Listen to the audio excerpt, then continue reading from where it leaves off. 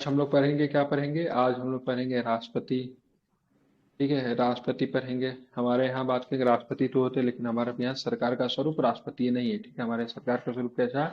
संसदात्मक है। ठीक है, ध्यान रखें। राष्ट्रपति सरकार कहाँ पे दिखेगा? तो बहुत सुंदर एग्जाम्पल है, फ्रांस में है, अमेरिका में है, इन सब जगह पे राष्ट्रपति सरकार आपको देखने को मिलता है, जहाँ पे सरकार का प्रमुख क्या होता है? राष्ट्रपति होता है। लेकिन हमारे यहाँ संसदात्मक शासन व्यवस्था को अपनाया गया, जहाँ पे सरकार का प्रमुख की बात करेंगे तो मंत्रिमंडल की सहायता से, मंत्रिपरिषद की सहायता से प्राइम मिनिस्टर होते हैं। ठीक है, अब चलेंगे यहाँ पे हम लोग देखेंगे राष्ट्रपति के बारे में। तो सबसे पहले संविधान के भाग 5 में, ठीक है, संविधान के भाग 5 में अनुच्छेद 52 से लेकर 78 तक संघ की कार्यपालिका का वर्णन आपको देखने को मिलता है। तो संघ की कार्यपालिका का वर्णन कहाँ तक देखने को मिलेगा? 52 से लेकर 78 तक। ठीक है, और संघ की कार्यपालिका में कौन कौन शामिल होते हैं? तो राष्ट्रपति, उपराष्ट्रपति, प्रधानमंत्री, मंत्रिमंडल। बार बार आप लोग महान्यायवादी को लेकर बोलते रहते हैं न्यायपालिका का हिस्सा, न्यायपालिका का हिस्सा नहीं है। ठीक है, एक बार मैं आप लोग को समझाया भी था, तो बहुत लोग नहीं बोले, रही सर वो तो एडवाइस देता है तो न्यायपालिका का हिस्सा हो गया। नहीं, एडवाइस देने का मतलब ये नहीं होता सर न्यायपालिका का होता है। जैसे तो जितने सारे वकील, केस लड़ने वाला जो भी वकील होता है, सबके साथ एडवोकेट नहीं होता है, उसी तरह से महान्यायवादी की बात करेंगे, वह न्यायपालिका का हिस्सा नहीं है। ध्यान में रखिएगा, कार्यपालिका का हिस्सा है। किसके कार्यपालिका का हिस्सा है? तो संघ की कार्यपालिका का हिस्सा है। ठीक है, एडवोकेट जनरल की बात करेंगे तो राज्य की कार्यपालिका का हिस्सा है, जो कि अनुच्छेद 165 में परिभाषित किया गया। ठीक है, संघ के कार्यपालिका का हिस्सा महान्यायवादी होगा, जो कि अनुच्छेद 76 में परिभाषित किया गया है। तो यहाँ पे संघ की कार्यपालिका में आप किसके किसके बारे में पढ़ेंगे? राष्ट्रपति के बारे में पढ़ेंगे, उपराष्ट्रपति के बारे में पढ़ेंगे, प्रधानमंत्री के बारे में पढ़ेंगे, मंत्रिमंडल, प्रधानमंत्री में मंत्रिमंडल तथा महान्यायवादी के बारे में पढ़ेंगे। ठीक है, ये सारे को जब पढ़ लेंगे तो आपका भाग 5 कंप्लीट होगा, 52 से 78 तक अनुच्छेद भी कंप्लीट होगा। और नहीं, संघ का भाग 5 कार्यपालिका तो में क्या और भी होता है? आगे है ना। हाँ, भाग मतलब 5 संघ तो की कार्य, 151 तक है। वो तो है ना, लेकिन संघ की कार्यपालिका कार्यपालिका तो कंप्लीट होगा। 52 से लेके 78 तक है। ठीक है, 52 से लेके 78 तक ही है। ठीक है, तो ये आपका संघ की कार्यपालिका का भाग 5 कंप्लीट हो जाएगा। ठीक है, राष्ट्रपति भारत का राज्य प्रमुख होता है। सिंपल प्रश्न, राष्ट्रपति भारत का क्या होता है? राज्य प्रमुख होता है। वह भारत का प्रथम नागरिक होता है। राष्ट्र की एकता, अखंडता में सुदृढ़ता का प्रतीक कौन होता है? राष्ट्रपति होता है। ठीक है, आप देखेंगे राष्ट्रपति के निर्वाचन कैसे होता है सबसे पहले। ठीक है, तो ध्यान रखेंगे, तो राष्ट्रपति के निर्वाचन जनता प्रत्यक्ष रूप से नहीं करती, बल्कि एक निर्वाचक मंडल के सदस्यों उसका निर्वाचन करता है।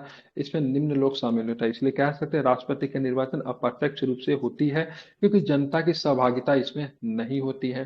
ठीक है, संसद के दोनों सदनों के निर्वाचित सदस्य में पार्टिसिपेट करते हैं, निर्वाचित सदस्य। ठीक है, नॉट मनोनीत, निर्वाचित सदस्य। ठीक है, ध्यान में रखेंगे। राज्य विधानसभा के निर्वाचित सदस्य पार्टिसिपेट तथा केंद्र शासित प्रदेश दिल्ली, पुडुचेरी के विधानसभा के निर्वाचित सदस्य भी पार्टिसिपेट लगते हैं। भविष्य में जम्मू कश्मीर हो जाए तो वहां के भी पार्टिसिपेट करेंगे। ठीक है, विधान परिषद की सदस्यों की नहीं होती है, ध्यान रखेंगे। जिस राज्य में द्विसदनीय व्यवस्था है तो विधान परिषद नहीं आएंगे। ठीक है, मनोनीत सदस्य नहीं आते हैं, ध्यान में रखना है। इस प्रकार संसद के दोनों सदनों के मनोनीत सदस्य, ठीक है, राज्य विधानसभा के मनोनीत सदस्य, राज्य विधान परिषदों के सदस्य, ठीक है, ध्यान रखेंगे, निर्वाचित में मनोनीत दोनों। और दिल्ली तथा पुडुचेरी विधानसभा के मनोनीत सदस्य राष्ट्रपति के निर्वाचन में भाग नहीं लेते हैं। ठीक है, ध्यान में रखना है। जब कोई सभा विघटित हो गई है तो उसके सदस्य राष्ट्रपति के निर्वाचन में मतदान नहीं कर सकते। ठीक है, अगर मान लो कोई सभा विघटित हो गई, अब राज्यसभा तो कभी विघटित होने से रही है, ठीक है, लोकसभा विघटित होती है, तो विघटित हो जाएगी तो उसके, ठीक है, ध्यान रखेंगे, लोकसभा विधानसभा विघटित अगर हो जाएगी तो उसके सदस्य राष्ट्रपति के चुनाव में पार्टिसिपेट नहीं करेंगे। उस स्थिति में जबकि विघटित सभा का चुनाव राष्ट्रपति के निर्वाचन से पूर्व न हुआ। ठीक है, ध्यान रखिएगा। अगर मान लीजिए राष्ट्रपति का चुनाव होता है और किसी राज्य में विधानसभा विघटित है तो भी चुनाव कराया जा सकता है। ठीक है, ध्यान रखिएगा। ठीक है, बहुत ज्यादा फर्क नहीं पड़ता, डिपेंड होता है, चुनाव हो जाएगा। ठीक है, अगर मान लीजिए बहुत ज्यादा राज्यों में विघटित है तब दिक्कत हो, मान लीजिए एगो में विघटित है फिर नहीं चल रहा तो हो सकता है, कोई दिक्कत नहीं। संविधान में यह प्रावधान है कि राष्ट्रपति के निर्वाचन में विभिन्न राज्यों का प्रतिनिधित्व समान रूप से हो, साथ ही राज्यों तथा संघ के मध्य भी समानता हो। इसे प्राप्त करने के लिए राज्य विधानसभाओं तथा संसद के प्रत्येक सदस्य के मतों की संख्या निम्न प्रकार से निर्धारित की जाती है। ठीक है, ये प्रक्रिया है, जरा इसको समझ लीजिएगा क्या है। तो देखिए, प्रत्येक सर वीटो विधानसभा के में क्या बोला निर्वाचित, था? अभी वीटो वाला तो हम कुछ बोले ही नहीं है, नहीं लेते वीटो संविधान का में प्रयोग उल्लेखित नहीं है। संविधान में। हाँ, हाँ, संविधान में वीटो सब संविधान राष्ट्रपति के में पास कहीं तो नहीं है। है ना। राष्ट्रपति के पास है लेकिन संविधान में राष्ट्रपति के पास उल्लेखित तो नहीं है। है ना वीटो शब्द। राष्ट्रपति प्रयोग करते लेकिन संविधान में उल्लेखित नहीं है वीटो शब्द। ठीक है, ध्यान में रखेंगे। ठीक है, चलिए, प्रत्येक प्रत्येक विधानसभा के निर्वाचित सदस्य की मतों की संख्या। तो प्रत्येक विधानसभा के निर्वाचित सदस्य की मतों की संख्या उस राज्य की जनसंख्या को उस राज्य की विधानसभा के निर्वाचित सदस्यों तथा 1000 के गुणनफल से प्राप्त द्वारा भाग देने पर प्राप्त होता है। तो एक विधायक का वोट की संख्या कैसा होगा? तो राज्य की कुल जनसंख्या, जैसे बिहार की जनसंख्या मान लीजिए कितना है, जो भी हो 11 करोड़ था 2011 के 2011 वाला में ना, 11 करोड़ समथिंग लाख, ठीक है। उसको बात करेंगे राज्य की विधानसभा के निर्वाचित सदस्यों की संख्या कितना 243, उससे डिवाइड करेंगे और उसको 1/1000 से मल्टीप्लाई। एग्जाम में गलती क्या करवाएगा पता है? बोलेगा एक विधायक का मत निकालने के लिए फॉर्मूला क्या है, यहाँ पे लिख देगा 100 लिख देगा, ठीक है, ध्यान रखिएगा, ठीक है। और 100 नहीं होता, क्या होता है, 1/1000 होता है, ठीक है। तो एक विधायक का वोट निकालने की संख्या क्या होती है? तो राज्य की कुल जनसंख्या से राज्य विधानसभा के कुल निर्वाचित कुल सदस्यों को डिवाइड करेंगे और साथ में 1/1000 से मतलब क्या करेंगे, मल्टीप्लाई कर देंगे, ठीक है। तो एक विधायक का वोट निकल गया, ठीक है। अब एक संसद का वोट निकालेंगे। तो संसद के प्रत्येक सदन के निर्वाचित सदस्यों की मतों की संख्या, प्रत्येक सदन निर्वाचित, मनोनीत नहीं, ठीक है, इसलिए कुल की बात नहीं हो रही है, ठीक है, निर्वाचित की बात हो रही है। सभी राज्यों के विधायकों के मतों के मूल्यों को संसद के कुल सदस्यों की संख्या को भाग देने से प्राप्त होती है। अब यहाँ पे एक विधायक का वोट की संख्या निकल गया, तो सभी राज्यों से निकालेंगे जितने भी 28-29 राज्य जो भी होंगे, और टोटल विधायक के मतों की संख्या को क्या करेंगे, जोड़ देंगे और संसद की कुल निर्वाचित सदस्यों की संख्या को क्या करेंगे, डिवाइड कर देंगे, ठीक है। आप संसद के कुल निर्वाचित सदस्यों की संख्या कितनी हो सकती है, ठीक है, 200, कितना है यहाँ पे 223। संसद के निर्वाचित सदस्य कुल संख्या 543 होना चाहिए ना। अरे मतलब संसद के कहने का मतलब ही राज्यसभा में जोड़ रहा हूँ, फिर लोकसभा भी जोड़ूंगा, ठीक है। विधानसभा के 200 33 223 राज्यसभा में होगा ना, 33 होगा, 233 है ना। अब 12 को जोड़ेंगे तो 245 हो जाएगा ना, कितना होगा, एक मिनट, 33 हुआ, 33 12 33 होगा, ठीक है, 33। 33, ठीक है, 233 है, ठीक है, 233 12 45, 233, और उधर कितना हो गया, 543। हाँ, इस दोनों के डिवाइड कर देंगे और इसमें 1000 से मल्टीप्लाई, ध्यान में रखना है, नहीं यहाँ तो करना होता ना, इसमें इसमें नहीं होता है, यहाँ पे 1000 से मल्टीप्लाई नहीं होता है, ठीक है, यहाँ पे 1000 से मल्टीप्लाई नहीं होती, केवल विधायक वाला में निकालने में होता है, ये भी आप ध्यान में रखिए, गलती हो सकता है, ठीक है। तो एक संसद की सदस्यों की मतों की संख्या निकाली, सभी राज्यों के विधायकों की मतों का कुल मन और संसद के निर्वाचित सदस्यों की संख्या से डिवाइड करेंगे तो एक संसद का वोट निकल जाएगा, ठीक है। राष्ट्रपति का चुनाव किस प्रक्रिया के तहत होता है? अनुपातिक प्रतिनिधित्व के अनुसार एकल संक्रमणीय मत और गुप्त मतदान के द्वारा होता है। किसी उम्मीदवार को राष्ट्रपति के चुनाव में निर्वाचित होने के लिए मतों का एक निश्चित भाग प्राप्त करना आवश्यक है। मतों का एक निश्चित भाग कुल वैध मतों की निर्वाचित होने वाले कुल उम्मीदवारों, यहाँ केवल एक ही उम्मीदवार राष्ट्रपति के रूप में निर्वाचित होता है की संख्या में जोड़कर प्राप्त किया जाता है, ठीक है। जोड़कर प्राप्त भाग देने पर भागफल के रूप में जोड़कर प्राप्त किया जा सकता है। अब देखिए कैसे होता है, निश्चित मतों की संख्या कुल वैध मत, ठीक है, बाई 1+1/2+1 होता है, ठीक है। तो ये थोड़ा प्रक्रिया थोड़ा इसका अजीब सा होता है, ठीक है। तो इसी तरीके से होता है, लेकिन इस प्रक्रिया को क्या बोलते हैं, अनुपातिक प्रतिनिधित्व बोलते हैं, ठीक है, ध्यान रखें। गुप्त मतदान के अनुसार होता है। और चुनाव कराने की जिम्मेदारी की बात करेंगे, किसका होता है, तो चुनाव आयोग का होता है। किसकी होती है जिम्मेवारी? चुनाव आयोग। चुनाव आयोग किसका किसका चुनाव करवाता है? राष्ट्रपति का चुनाव, ध्यान में रखिएगा, विधान उपराष्ट्रपति का चुनाव, विधानसभा का चुनाव, लोकसभा का चुनाव, ठीक है। और कौन सा बच गया, और भी कुछ नहीं ना है?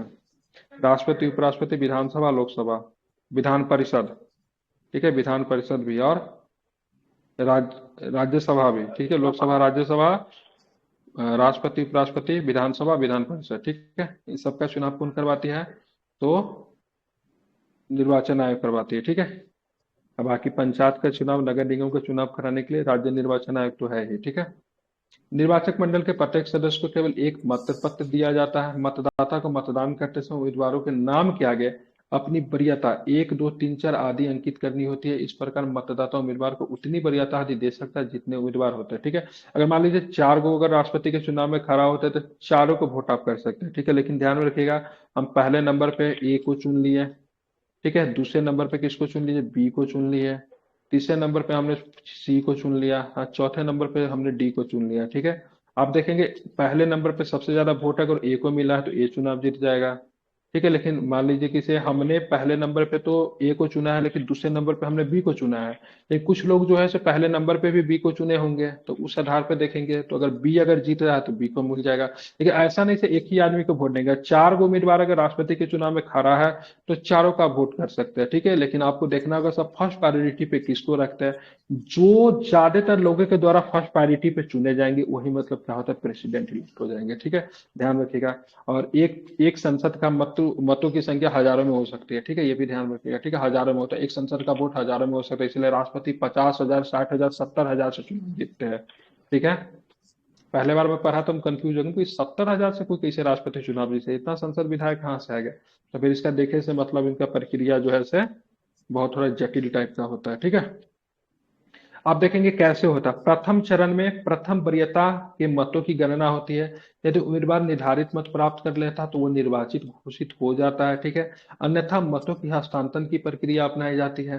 प्रथम वरीयता के न्यूनतम मत प्राप्त करने वाले उम्मीदवार के मतों को रद्द कर दिया जाता है। ठीक है, जो न्यूनतम, जो जैसे पहली बार गणना होती है ना, तो सबसे कम जो मत प्राप्त करता है उसके उम्मीदवार के मतों को रद्द कर दिया जाता है, तथा इसके द्वितीय वरीयता के मत अन्य उम्मीदवारों के प्रथम वरीयता के मतों को हस्तांतरित कर दिया जाता है। ठीक है, अब ये ध्यान रखेंगे, तथा इसके द्वितीय वरीयता के मत अन्य उम्मीदवारों के प्रथम वरीयता का मतों को हस्तांतरित कर दिए जाते हैं। यह प्रक्रिया तब तक चलती रहती है जब तक कोई उम्मीदवार निर्धारित मत प्राप्त न कर ले, क्योंकि एक फिक्स मत आपको प्राप्त करना। ऐसा नहीं, संसदीय व्यवस्था में क्या होता है, बाकी एक से भी ज्यादा वोट हो गया था चलो जीत गया, लेकिन यहाँ पे नहीं, आपको एक फिक्स वोट प्राप्त करना है, से आपको इतना आना चाहिए। ठीक है, ऐसा नहीं कि मतलब 10,000 आदमी वोट कर रहे थे, चलो किसी को 200 मिला, किसी को 300 मिला, और किसी को 301 मिल गया, तीन को पार्टी खड़ा थे तो चलो यही जीत हो गया, ऐसा नहीं है। ठीक है, यहाँ पे एक निश्चित मत आपको प्राप्त करना पड़ता है, इसीलिए प्रक्रिया बार बार अपनाई जाती है। राष्ट्रपति चुनाव से संबंधित सभी विवादों की जांच एवं फैसले उच्चतम न्यायालय में होते हैं, ध्यान में रखिएगा। ठीक है, निर्वाचन कराने की जिम्मेदारी की बात करेंगे तो निर्वाचन आयोग की होता है, लेकिन किसी भी तरह का विवाद अगर हो जाए तो कहाँ पे जाएगा, उच्चतम न्यायालय में जाएगा, तथा उसका फैसला अंतिम होगा। राष्ट्रपति के चुनाव को इस आधार पर चुनौती नहीं दी जा सकती कि निर्वाचक मंडल अपूर्ण है। निर्वाचक मंडल के किसी सदस्य का पद रिक्त होने पर यदि उच्चतम न्यायालय द्वारा किसी व्यक्ति की राष्ट्रपति के रूप में नियुक्ति को अवैध घोषित किया जाता है, तो उच्चतम न्यायालय की घोषणा से पूर्व उसके द्वारा किए गए कार्य अवैध नहीं माने जाएंगे तथा प्रभावी बने रहेंगे। मान लीजिए कोई किसी भी व्यक्ति राष्ट्रपति जीत गया चुनाव, ठीक है, लेकिन किसी कारणवश उसका मतलब मानो किसी कारणवश उसके पद को अवैधानिक घोषित किया जाता है, फिर उसके पद को बोला जाता है गैर मतलब गलत तरीके से राष्ट्रपति के पद पे आया है, तो उनके द्वारा किए गए कार्य जो होते हैं ना, वो मतलब क्या होते हैं, समाप्त नहीं होते, उनके द्वारा किए गए कार्य लागू रहेंगे। ठीक है, और प्रभावी बने रहेंगे। संविधान सभा के कुछ सदस्यों ने अप्रत्यक्ष चुनाव व्यवस्था की आलोचना की थी तथा राष्ट्रपति के चुनाव को अलोकतांत्रिक बताया था, तथा प्रत्यक्ष चुनाव का प्रस्ताव दिया था। जब प्रत्यक्ष चुनाव का प्रस्ताव अगर देंगे, ठीक है, तो फिर तो मेरा शासन व्यवस्था ही मतलब बदल जाएगा नहीं, क्योंकि प्रत्यक्ष चुनाव कहाँ पे होता है, अधिशात्मक शासन व्यवस्था में प्रत्यक्ष चुनाव होता है। बाइडेन को देखिएगा, ट्रम्प को देखिएगा, वोट मांगते रहता है, नहीं रखते रहता।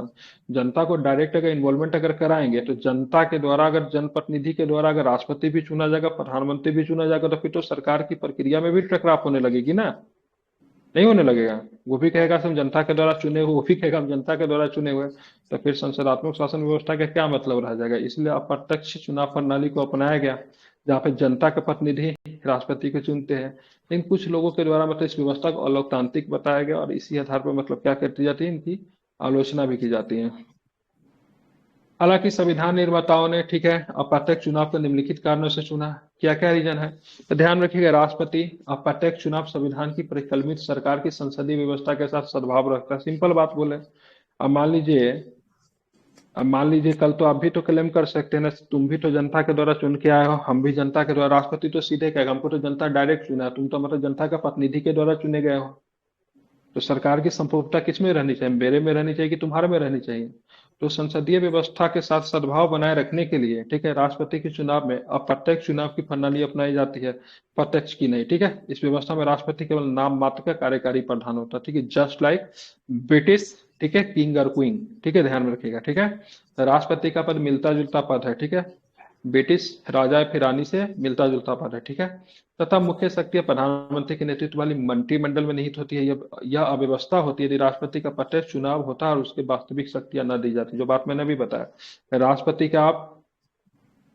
राष्ट्रपति का चुनाव करेंगे और उसको वास्तविक शक्ति नहीं देंगे, तो क्या होगा, ये पूरी तरह से सरकार की प्रक्रिया ही उलट पलट हो जाएगी, नहीं हो जाएगी। आप देखेंगे अमेरिका में क्या होता है, फ्रांस में क्या होता है, राष्ट्रपति का चुनाव होता है, राष्ट्रपति डायरेक्टर डायरेक्ट में इलेक्शन में खड़े होते हैं, तो कार्यकारी शक्ति भी किसमें होती है, उन्हीं के अधीन होती है। आपके मालदीव में क्या है, प्रेसिडेंटल फॉर्म ऑफ गवर्नमेंट है, समझ रहे हैं ना। मालदीव में मुज्जू जो चुनाव जीत गया, तो राष्ट्रपति के चुनाव तो जीत गया, उसका सदन में बहुमत नहीं है। तो ये भी प्रक्रिया हो सकता है, राष्ट्रपति चुनाव जीत जाते हैं, सदन में बहुमत नहीं होती, तो फिर सरकार चलाने में दिक्कत होती है। जैसे मुज्जू अभी गया था अपना गठबंधन करने के लिए, तो सब आदमी उसको मिलकर कूट दिया, क्योंकि भारत से रिलेशन खराब कर लिया था, मंत्री बनाने गया, कोई मंत्री उसका बातें नहीं बुझा, और राष्ट्रपति तो बन गया, सदन में बहुमत नहीं है। अब अमेरिका में जो राष्ट्रपति बनेगा उसके जरूरी नहीं उसमें कांग्रेस या फिर कांग्रेस क्या होता है वहां पे, सीनेट है, और एक और क्या है, सीनेट, सीनेट तो हटा दीजिए, क्या बोले, पीपुल्स रिप्रेजेंटेटिव क्या बोलते हैं, प्रतिनिधि सभा, वहां पे उसका बहुमत हो उसका कोई जरूरी नहीं है, ठीक है। तो अगर मान लीजिए भारत में अगर राष्ट्रपति को डायरेक्ट अगर जनता के द्वारा चुना अगर जाता है, ठीक है, और फिर उनको सरकार में उनको कार्य करने के लिए कार्यकारी प्रधान उनको देते हैं, नाम मात्र का प्रधान बन के रखते थे। यहाँ पे जो हमारा जो गवर्नमेंट का जो शासन व्यवस्था का स्वरूप जो है, ठीक है, उसमें मतलब पूरी तरीके से मतलब ठीक नहीं होता, ठीक है। इस आधार पर उनको अप्रत्यक्ष चुनाव को ही आधार बनाया गया। विस्तृत निर्वाचन गुणों के देखते हुए राष्ट्रपति का प्रत्यक्ष चुनाव अत्यधिक खर्चीला तथा समय एवं ऊर्जा का अपव्यय होता है, ठीक है। उन्हें कितना व्यापक स्तर पर चुनाव करना पड़ता। दूसरी बार कोई भी चुनाव में खड़ा हो सकता, अप्रत्यक्ष चुनाव खड़े को तो किसी आम व्यक्ति को राष्ट्रपति के चुनाव में खड़ा होने के रोक सकते हैं क्या, कोई भी तो खड़ा होगा ना। प्रत्येक चुनाव जब करेंगे, अब मान लीजिए कि प्रत्येक चुनाव आप कर रहे हो, तो संसद का चुनाव या फिर विधानसभा के सदस्यों का प्रत्येक चुनाव होता, तो कोई भी खड़ा होगा, होगा कि नहीं होगा। तो फिर कितनी लंबा चौड़ा प्रक्रिया होगी, समझ रहे हैं आप। फिर राष्ट्रपति की गरिमा क्या रह जाएगा। ऐसे तो प्रस्तावक वगैरह पहले से चुन के रखते से भाई साहब 50-50 पूरना चाहिए, तभी जाके मतलब इनको चुना जा सकता है। तो ये बहुत अजीब हो जाता है। ये देखते हुए कि यह प्रतीकात्मक प्रमुख है, ऐसा करना संभव नहीं था। संविधान सभा के कुछ सदस्यों ने सुझाव दिया कि राष्ट्रपति को चुनाव केवल संसद के दोनों सदनों के निर्वाचित सदस्यों के द्वारा होना चाहिए। संविधान निर्माताओं ने इसे प्राथमिकता नहीं दी, क्योंकि संसद में एक दल का बहुमत होता है, ठीक है। बिल्कुल, संसद में क्या होता है, एक दल का बहुमत होता है जिसका सरकार होता है। तो बोला तो वैसे दोनों सदनों से राष्ट्रपति को चुन लो, तो संविधान निर्माताओं ने इसकी क्या किया, इसकी मतलब सहमति नहीं दी, बोला तो विधानसभा को इसमें शामिल करो, ठीक है, जो निश्चित तौर पर उसी दल के उम्मीदवार को चुनेगा। और ऐसा राष्ट्रपति भारत के सभी राज्यों का प्रतिनिधित्व नहीं कर सकता। वर्तमान व्यवस्था में राष्ट्रपति संघ तथा सभी राज्यों का समान प्रतिनिधित्व करता है, क्योंकि एकल संक्रमणीय मत पद्धति के द्वारा चुनाव होता है। तो विधानसभा के जो सारे सदस्यों का वोट की संख्या जो ऊपर जो बताया तो लगभग बराबर हो जाता है, ठीक है। इसके अतिरिक्त संविधान सभा में यह कहा गया कि राष्ट्रपति के चुनाव अनुपातिक प्रतिनिधित्व शब्द का प्रयोग गलत है। अनुपातिक प्रतिनिधित्व का प्रयोग दो अथवा अधिक स्थान भरने से होता है। राष्ट्रपति के मामले में पद केवल एक ही है। बेहतर होता है इसे प्राथमिक अथवा वैकल्पिक व्यवस्था कहा जाता। इसी प्रकार एकल संक्रमणीय मत के अर्थ की इस आधार पर आलोचना की गई कि किसी भी मतदाता का मत एकल न होकर बहुसंख्यक होता है, ठीक है। तो ध्यान रखेंगे, ये सारे संविधान सभा में चल रहे थे, कुछ आदमी विरोध कर रहे थे, कुछ आदमी इस प्रक्रिया के पक्ष में थे, ठीक है। लेकिन अगर देखेंगे शासन का जो हमारे स्वरूप है, ठीक है, शासन का जो संसदीय स्वरूप है, सरकार का स्वरूप तो संघीय है, शासन का स्वरूप संसदीय है, तो उस मामले में राष्ट्रपति का चुनाव जो होता है अप्रत्यक्ष तरीके से होता है, बिल्कुल सही और बिल्कुल जायज है, ठीक है। क्योंकि राष्ट्रपति हमारे यहाँ पे, ठीक है, प्रतीकात्मक है, ठीक है, प्रतीक स्वरूप है, ठीक है। अगर इनका चुनाव अगर प्रत्यक्ष तरीके से जनता के द्वारा अगर डायरेक्ट होता है, फिर इनको मतलब पावर नहीं देते, ठीक है, तो फिर वो बहुत ज्यादा दिक्कत होती। अहर्ताएं, शपथ एवं शर्तें क्या होती है। तो राष्ट्रपति के पद के हेतु अहर्ताएं की बात करेंगे, तो सबसे पहले क्या कंडीशन, कोई व्यक्ति राष्ट्रपति किस आधार पर निर्वाचित हो सकता है। तो राष्ट्रपति पद के चुनाव के लिए व्यक्ति की निम्न अहर्ताओं का पूर्ण होना चाहिए। भारत का नागरिक होना चाहिए, 35 वर्ष की आयु होनी चाहिए, वो लोकसभा का सदस्य निर्वाचित होने के लिए अहित होना, ये इंपॉर्टेंट है, ठीक है। जो उपराष्ट्रपति बनता है वो राज्यसभा, ठीक है, यहाँ पे क्या लोकसभा। और संघ सरकार होता है किसी भी राज्य सरकार के अथवा किसी स्थानीय प्राधिकरण में अथवा किसी सार्वजनिक प्राधिकरण के लाभ के पद में ना हो। एक वर्तमान राष्ट्रपति अथवा उपराष्ट्रपति किसी राज्य का राज्यपाल अथवा संघ राज्य का मंत्री किसी लाभ के पद पर नहीं माना जाएगा, इंपॉर्टेंट है। राष्ट्रपति या फिर उपराष्ट्रपति अगर किसी राज्य का राज्यपाल है, संघ अथवा राज्य का मंत्री है, तो किसी लाभ के पद पे नहीं माना जाएगा। जैसे कोविड के केस में हुआ, कोविड साहब बिहार के राज्यपाल थे ना, अभी बात करेंगे, अभी हमारे जो उपराष्ट्रपति जो है धनखड़ साहब है, जो कि पश्चिम बंगाल के राज्यपाल रहे थे, ठीक है, तो ध्यान रखिए, तो वो लाभ का पद नहीं है, ठीक है। इस प्रकार वह राष्ट्रपति पद के लिए अहर्क उम्मीदवार होंगे। इसके अतिरिक्त राष्ट्रपति के चुनाव के लिए नामांकन के लिए कम से कम 50 प्रस्तावक होने चाहिए और 50 अनुमोदक होनी चाहिए, ठीक है। प्रत्येक उम्मीदवार भारतीय रिजर्व बैंक के 15,000 रुपये जमानत राशि के रूप में जमा करेगा। वेरी वेरी इंपॉर्टेंट क्वेश्चन है, एग्जाम में कई बार पूछा जाता है, राष्ट्रपति के रूप में जमानत राशि कितनी होती है? 15,000 रुपया। जमा कहाँ पे होता है? भारतीय रिजर्व बैंक। बहुत लोग इसको मार देते हैं, क्या मारते हैं पता है? लोकसभा अध्यक्ष के पास जमा करेगा, ठीक है, ठीक है। लोकसभा अध्यक्ष के पास जमा करेगा, बहुत लोग मार के आते हैं, लेकिन कहाँ पे जमा होता है? रिजर्व बैंक के पास होता है, ठीक है। 15,000 रुपये जमानत राशि। अब किस कंडीशन में पैसा नहीं दिया जाएगा? तो यदि उम्मीदवार कुल डाले गए बाद मतलब 1/6 भाग प्राप्त करने में असमर्थ था, तो ये राशि जब्त हो जाती है। कितना? 1/6 भाग। कुल किसका 1/6? तो कुल वैध मतों का, ठीक है, कुल मत का नहीं। कुल मैथ में कुछ मतलब बोगस भी हो सकता है। वैध मत जितने पर उसका 1/6 अगर प्राप्त कर नहीं करेगा तो ये राशि जब्त हो जाएगी। 1997 में पूर्व प्रस्तावकों एवं अनुरोधों की राशि 10-10 थी, ठीक है, तथा जमा राशि 2500 थी। तो चलिए रश्मिकांत पढ़ रहे थे, एक एक्स्ट्रा फैक्ट याद कर लीजिए। 1997 में जब चुनाव होती थी उनसे पहले, तब प्रस्तावक अनुमोदक कितने होते थे? 10-10 होते थे। राशि कितनी होती थी? 2500 थी, ठीक है। जबकि 1997 में इसे बढ़ा दिया गया, ठीक है, ध्यान रखेंगे। और कब होगी? 50-50 होती लगी, ठीक है। राशि 15,000 रुपया होती है, ठीक है, ताकि उन उम्मीदवारों को हतोत्साहित किया जाए जो गंभीरता से चुनाव नहीं लड़ते। कुछ ऐसे भी खड़े हो जाते हैं, पीएन संगमा टाइप लोग, ठीक है, जो खड़े हो गए, ठीक है। 10 को संसद का मिल ही जाता था, ठीक है, 10 को संसद पता चला उसी का पार्टी का है। अब मान लीजिए, ठीक है, अगर मान लीजिए नीतीश कुमार अगर चुनाव लड़ना चाहेगा तो कोई पार्टी नहीं भी सपोर्ट करे तो भी तो 10 को संसद पूरा लेगा कि नहीं पूरा लेगा? तो कोई भी क्षेत्रीय पार्टी आराम से 10 को संसद पूरा सकता है कि नहीं पूरा सकता? हो सकता है उसी का पार्टी हो। बड़े बड़े राज्यों में तो 10 को संसद तो कम से कम उसके होते ही है। अगर विधानसभा में अगर उसका सरकार है, ठीक है, तो 4-5 गो उसका तो आराम से एमपी तो राज्यसभा में बैठा होगा कि नहीं बैठा होगा? और 10 गो 5-7 गो लोकसभा में भी होगा, तो ऐसे। लेकिन 50-50 का कंडीशन जब लगा देंगे तो फिर मतलब दिक्कत हो जाएगा, ठीक है। और साथ में राशि तो कोई बड़ा मैटर नहीं, लेकिन मुख्यतः आपको लोगों का अच्छा, समर्थन हो, जो संसद का 50 समर्थन होना चाहिए। जी 50 प्रस्तावक है और 50 अनुमोदक है, मतलब 100 हम्म। चाहिए उसको कि हाँ, प्रस्तावक ही अलग अनुमोदक हो सकता है? अलग अलग हो सर, अलग अलग होता है, सेम नहीं चाहिए, अलग अलग, ठीक है। दोनों सदन से हो सकता है, ठीक है, ऐसा नहीं कि केवल लोकसभा राज्यसभा से। अलग अलग होते हैं, श्योर तो नहीं हूँ, लेकिन हाँ अलग अलग ही होते हैं, दोनों सदन से हो सकते हैं, ठीक है। सदन लोकसभा राज्यसभा जरूरी है? कोई जैसे लेना देना विधानसभा नहीं। का विधायक नहीं हो सकता है प्रस्तावक अनुमोदक?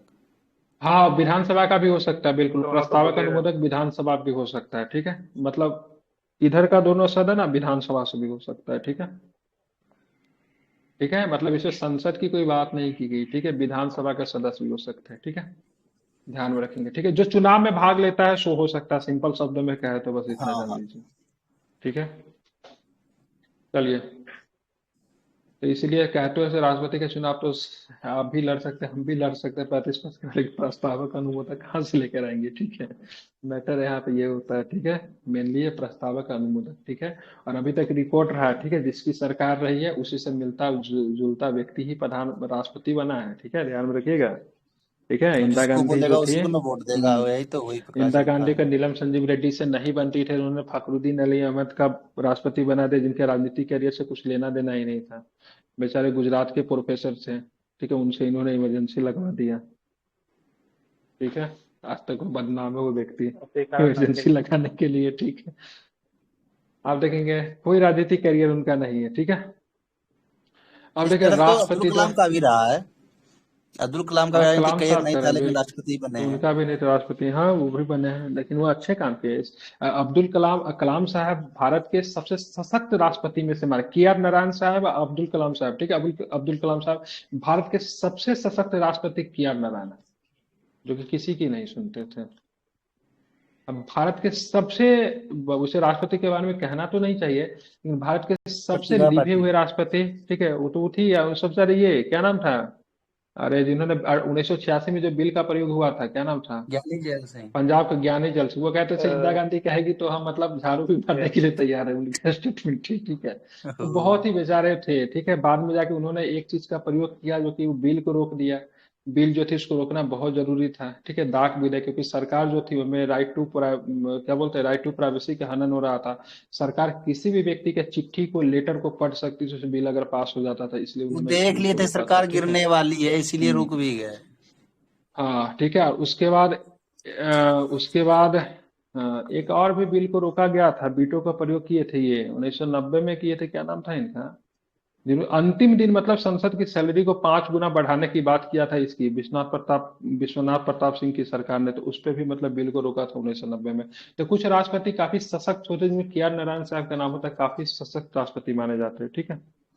पहले राष्ट्रपति द्वारा शपथ या प्रतिज्ञा की बात करेंगे। राष्ट्रपति का पद ग्रहण करने से पूर्व शपथ या प्रतिज्ञान होता है। अपनी शपथ में राष्ट्रपति शपथ लेता है। किस प्रकार का शपथ लेता है? श्रद्धा पूर्वक राष्ट्रपति पद का कार्य पालन करूंगा, संविधान और विधि का परिक्षरण, संरक्षण और प्रतिरक्षण करूंगा, और ठीक है, भारत की जनता की सेवा कल्याण में निरत रहूंगा। उच्चतम न्यायालय के मुख्य न्यायाधीश और उनकी अनुपस्थिति में वरिष्ठतम न्यायाधीश द्वारा राष्ट्रपति के पद की शपथ दिलाई जाती है। अन्य किसी भी व्यक्ति जो राष्ट्रपति के रूप में कार्य करता अथवा राष्ट्रपति के कर्तव्यों का निर्वहन करता, इसी प्रकार की शपथ लेनी पड़ती है। चाहे उपराष्ट्रपति राष्ट्रपति के रूप में कार्य करे, ठीक है, या फिर चीफ जस्टिस कार्य करे, ठीक है, उनको भी इसी तरह की शपथ लेनी पड़ती है, ठीक है। अब देखिएगा, कुछ व्यक्ति जो होता है, जो भी संवैधानिक पद जो है ना, जो भी संवैधानिक पद है, वो पद के रूप में शपथ लेगा। प्राइम मिनिस्टर हो गया, राष्ट्रपति का, उपराष्ट्रपति का, मुख्यमंत्री हो गया, ठीक है। लेकिन मंत्री शपथ अगर लेगा तो पद का नाम का चर्चा नहीं करेगा। उप प्रधानमंत्री शपथ लेगा और पद की नाम की चर्चा नहीं करेगा, ठीक है। शपथ ले रहे थे ये, ठीक है, क्या बोलते थे, हरियाणा के जो मुख्यमंत्री रहे, ठीक है, देश के प्रधानमंत्री भी, उप प्रधानमंत्री देवी लाल, ठीक है। तो देवी लाल को शपथ लेने गए, तो मैं उप प्रधानमंत्री के रूप में शपथ लेता हूं, उनको फिर टोके राष्ट्रपति, ठीक है, अरे उप प्रधानमंत्री नहीं बोलना, फिर वो बोल रहे थे, तो बाद में उनको समझाया गया उप प्रधानमंत्री के रूप में आप शपथ नहीं ले सकते, ठीक है, आपको सीधा सीधा शपथ लेना, क्योंकि उप प्रधानमंत्री आपका संवैधानिक पद नहीं है, ठीक है। तो जो पद संवैधानिक है, उस पद के रूप में शपथ लिया जाता है, ठीक है। मंत्री वगैरह अपने पद के रूप में, सबको ये नहीं कर सकता मैं गृह मंत्री के रूप में शपथ लेता हूँ, ठीक है, डिफेंस रक्षा मंत्री के रूप में शपथ लेता हो, तो ये सब नहीं कह सकता है, ठीक है। हालांकि राष्ट्रपति पद के रूप में शपथ लेते हैं, ठीक है, ध्यान रखेंगे। अब देखिए, कुछ राष्ट्रपति के बारे में हम लोग जान लेते हैं।